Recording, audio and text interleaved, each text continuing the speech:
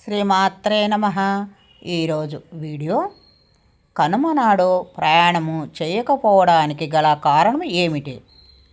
శాస్త్రాల ప్రమాణం ప్రకారము కనుమ పండుగ ముఖ్యంగా పశువులకు కృతజ్ఞతలు తెలిపే రోజు.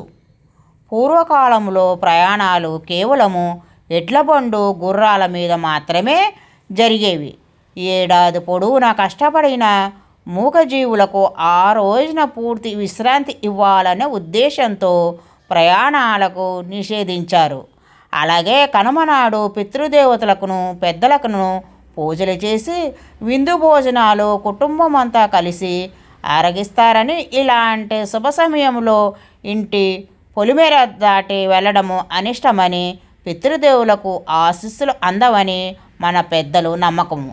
అందుకే కనుమ నాడు కాకి కూడా కదలదు అనే సామెత పుట్టింది.